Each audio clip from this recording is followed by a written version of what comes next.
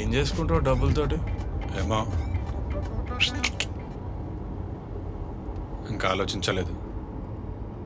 మంచిదే, డబ్బులు ఉండాలి, కావాలి డబ్బులు. కానీ దేనికి దేనికి కావాలి డబ్బులు? ఏం చేసుకుంటావు? ఎవ్వనికి భయపడాల్సిన అవసరం ఉండదు. ఎవ్వని కింద బానిసలాగా పనిచేయాల్సిన అవసరం ఉండదు. ఎవ్వడు మన ఎగతాలు చేయడు. ఇది మాత్రం నతి లేకుండా బాగానే చెప్పినావు. ఎంత అసలు బానిస బతుకు నుంచి బయటపడాలంటే ఎంత కావాలి? How much? ఎంత? 2 కోట్లు. 2 కోట్లు చాలుతాయి. రోజు పెరిగే ఉల్లిపాయల రేట్లు అన్నీ చూసుకుంటుంటే ఇంకో 4 సంవత్సరాల్లో ఆమ్లెట్ అని కూడా పనికిరాదు. దాని తర్వాత ఏంది మళ్ళీ బానిస బతికేనా? దేనికి అంటే ఎందుకంత భయపడుతున్నావు? ఎందుకు భయపడద్దు?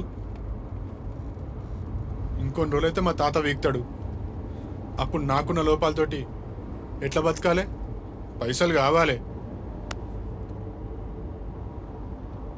లోపాలేం లేవు నీకు.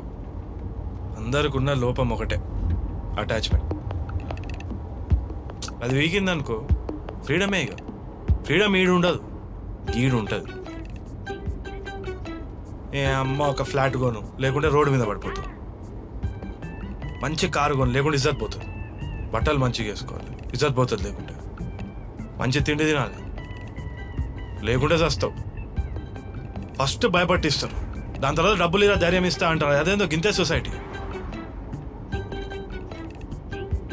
అప్పుడప్పుడు రోడ్డు మీద కుక్కని చూసి నాకు కోపం వస్తూ ఉంటుంది. హాయిగా బతుకుతూ ఉంటుంది, మనమే భయపడి భయపడి చేస్తూ ఉంటాం. ఇంకేడుంటుందిరా ఫ్రీడమ్?